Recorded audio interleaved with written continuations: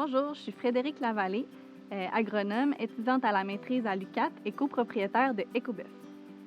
Moi, c'est Simon Lafontaine. Je suis aussi agronome et étudiant au doctorat en sciences animales à l'Université Laval et je suis l'autre copropriétaire de Écobuff. Écobuff a pour mission de réduire l'empreinte environnementale, diversifier et assurer la pérennité de l'agriculture en milieu nordique. Pour faire ça, on développe des pratiques agronomiques innovantes qui permettent aux agriculteurs de diminuer leur empreinte environnementale.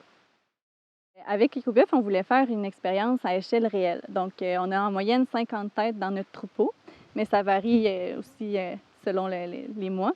C'est majoritairement la race Shorthorn, mais aussi avec croisé un peu de Angus et Simmental. Notre pâturage est environ sur 25 hectares, puis on essaie de prolonger la saison de pâturage le plus possible. Donc, d'habitude, ça s'étend sur environ 6 mois. Bien, comme on est en Abitibi, la saison de croissance est courte. Donc, ce qui pousse bien, ce sont les plantes pérennes, donc de l'herbe. On a voulu avoir des animaux pour valoriser le territoire, puis remettre le ruminant dans sa niche écologique, donc leur permettre en tant qu'herbivores d'accomplir leur fonction dans l'écosystème. La carboneutralité est atteinte en diminuant au maximum les émissions de gaz à effet de serre. Par la suite, les émissions restantes sont compensées par le stockage du carbone, soit dans le sol ou la biomasse des plantes.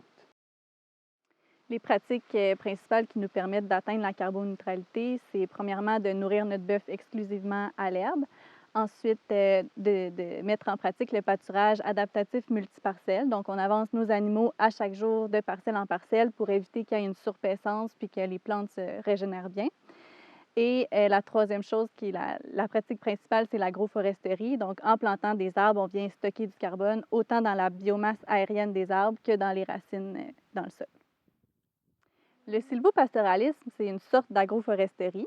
Donc, pour commencer, agroforesterie, c'est le fait de combiner une culture d'arbres avec une production agricole sur un même territoire. Puis, dans le cas du sylvopastoralisme, la production agricole en question, c'est une production animale.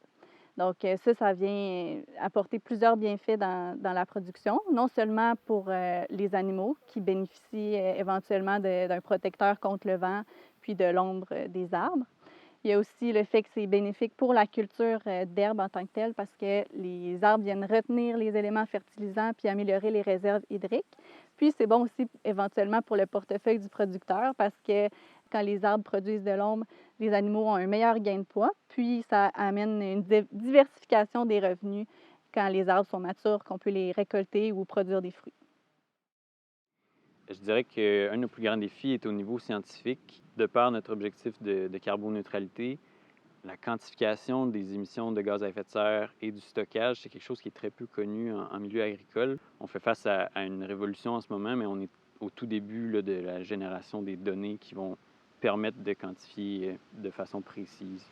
C'est très important pour nous parce que depuis le début, on veut faire preuve d'une rigueur scientifique puis d'une cohérence dans notre approche. On travaille fort là-dessus puis on est bien entouré.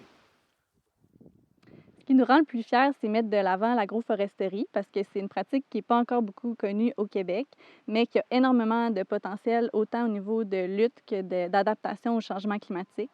Je pense que ça va gagner à être de plus en plus connu, puis on est fiers de pouvoir contribuer au développement de ces pratiques-là.